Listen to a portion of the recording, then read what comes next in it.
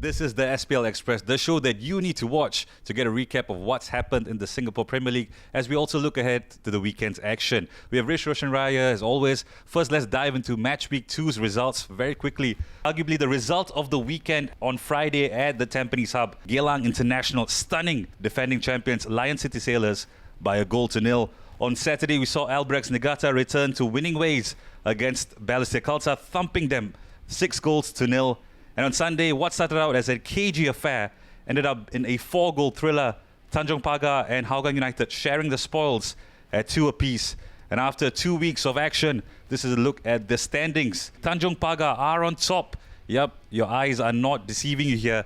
They are on top for the first time after 2 match days since 2001. They're ahead of Albirex Niigata, who get on the board after their first victory.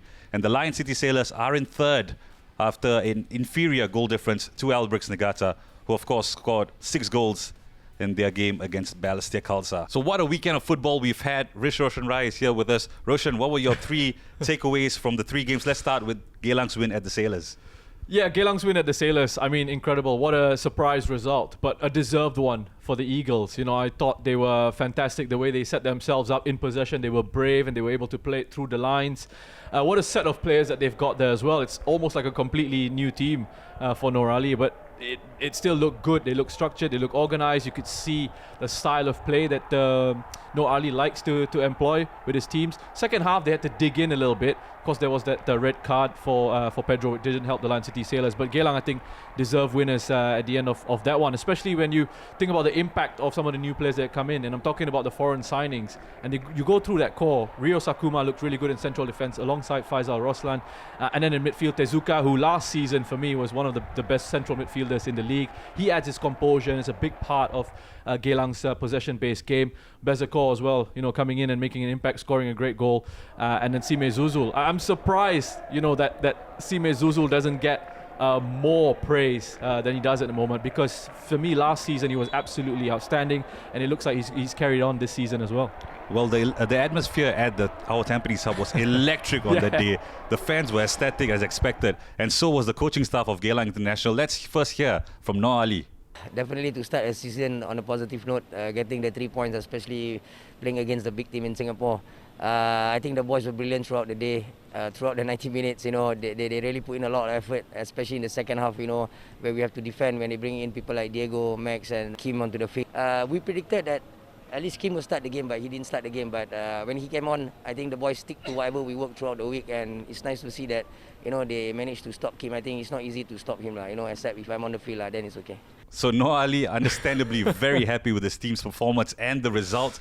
Roshan, we could see that passion running through not only the fans and Noor Ali, but his coaching staff as well. Yeah, brilliant. I mean, absolutely wonderful. The fans, I have to mention them as well, were outstanding at our Tampines Hub. They really created a real nice atmosphere and environment for the players, and the players responded to that. And the coaching staff as well, Noor Ali and his coaching staff. You know, it feels almost for him like a season of redemption somewhat. He came under some criticism last season. They didn't do too well as a squad, as a team, and he's coming into this season and he knows that he wants to shut a few critics up. You know, he wants to get his team performing well. I thought at times last year they were a little bit unfortunate with some of the injuries that they had, some off-field issues that they had, but this is a completely brand new season, and it looks really good for them at the moment. Yes, still very early days, but encouraging signs, and this can only give the club a lift going forward. I mean, once again, it's lovely to see like the support, the passion coming through at these grounds, and also what we get from the post-match interviews with some of these coaches as well, the character coming through.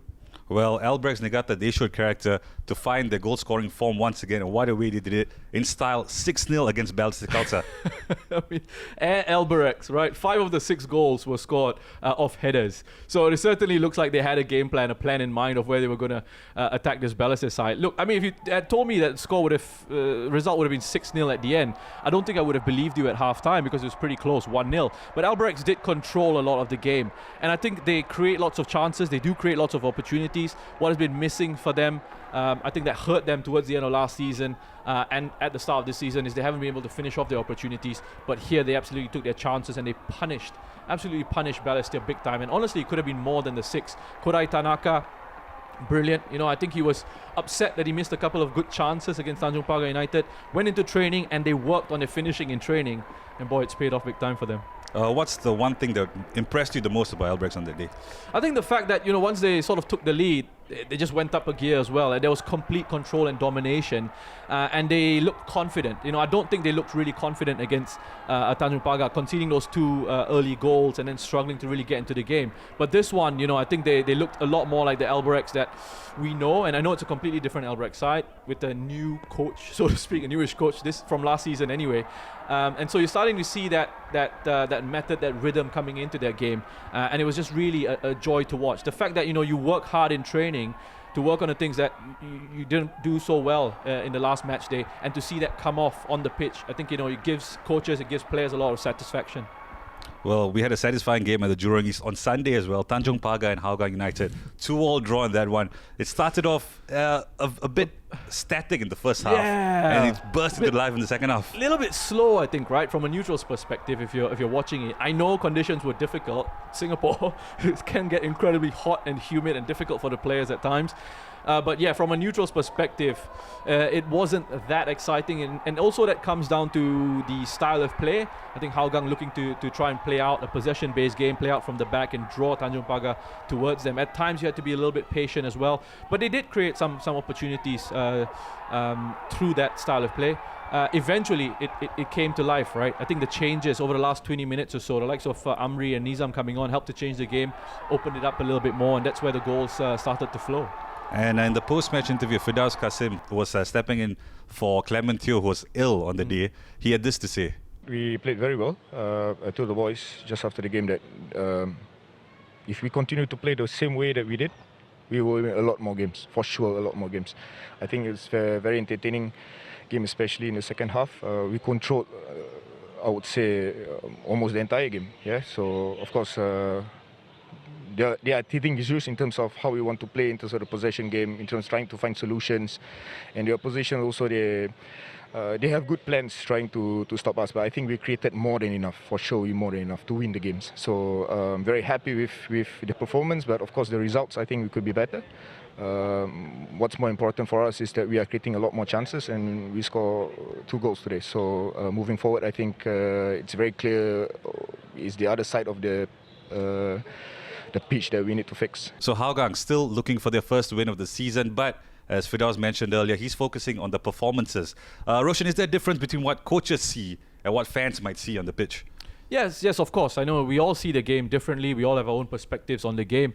But of course, Firdaus is giving insight as to how he wanted his side to play. And I welcome it because I love to hear from coaches in the hot seat talking about, why they did what they did, why they wanted their side to play a certain way.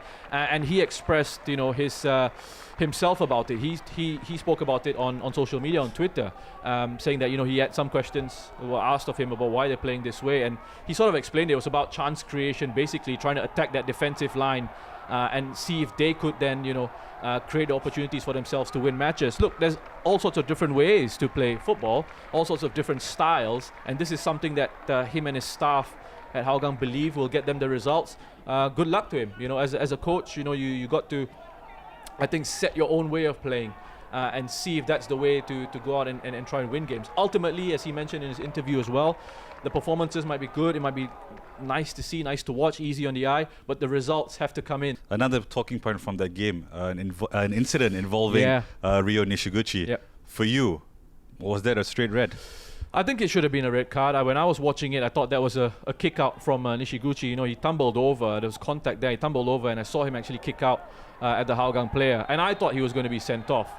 The referee, for whatever made that decision, that's up to him to decide on that. But from my perspective, in my opinion, I thought it should have been a red. And it would have had an impact on the game as well. It certainly would have changed the game, especially when you think of the fact that it was Nishiguchi who assisted the second goal, the equalizer for Tanjung Pagar. So yeah, I mean, these are things that happen in a game. For me, it was a red. Didn't turn out that way. You just got to get on with it. And ultimately, it ended up in a point for both those teams. So that's all the action that happened last weekend. Let's look ahead to this weekend as well as we look at the fixtures for Matchweek 3. Hougang United kick off the weekend against Geylang International, who are no doubt buzzing from their win last week against the Lion City Sailors. The Young Lions, they're back in action, and they have a tough task against Albirex Niigata. They're playing at home at Jalan Besar Stadium on Saturday. At the same time, we'll see Balestier Khalsa try to redeem themselves up against Tanjung Pagar. And on Sunday, it's our feature match. It's the big one. Lion City Sailors up against Tampines Rovers. So Roshan, let's quickly look ahead to the games. Hougang versus Geylang. How do you see this one panning out? Yeah, I think this is going to be a fascinating one. As I mentioned, Hougang still looking for the first win of the season. Geylang will have that confidence of having won against the Lion City Sailors. Two sides that like to have the ball, they like to play a possession-based game at times. So I think it's going to be an interesting one. I fancy perhaps Geylang with the confidence that they have. Hougang still trying to adjust to a sort of new style. So perhaps we'll see a win from Geylang International here. Let's talk about Young Lions. They're back in action. Most of the squad were away with the national under-23 side in Cambodia last month. How do you see them setting themselves up against Albirex? Yeah, it's going to be a fascinating one for the Young Lions. You know, a lot of disruption coming into this season. They had that competition and, you know, it was affected by COVID. Unfortunately, the national under-23s couldn't quite put their best foot forward due to those circumstances. But, you know, it's time for them to step up here and see what kind of result they can get. This could be an interesting contest. Two young teams will be full of energy this game. Let's talk about Balestier up against Tanjong Pagar. Balestier obviously reeling from their 6-0 defeat against Albirex. What do you tell a team that's just been thumped?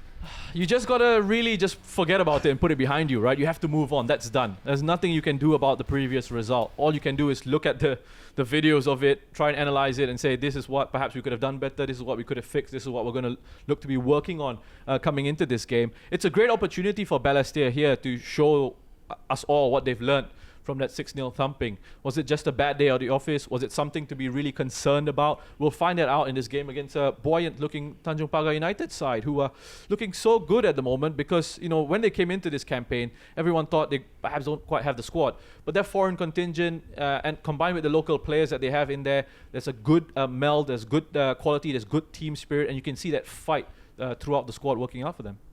And don't forget, the final game of the week is Lion City Sailors up against Tampines Rovers. That is our feature match. We'll feature Rhysh Roshan Rai here alongside John Dykes. And that game, the coverage begins at 5 p.m. on all our platforms, as well on MeWatch, Singtel and StarHub. Roshan, before we end, quickly, want to get your thoughts, a quick prediction for all the games. Quick prediction of all the games. I think I said Geylang would beat Hougang, maybe 2-1. Young Lions, Albirex. I think Albirex, I'm going to go 2-1 as well. What was the third one that we're looking at? Balestier Khalsa against Tanjong Pagar. I think this one will end 1-0 to Tanjong Pagar. And then Lion City Sailors against Tampines Rovers. I expect a big response from the Sailors. I think they need to start strong with all the high-quality players that they have and really send the message. So I think Lion City Sailors 3, Tampines Rovers 1.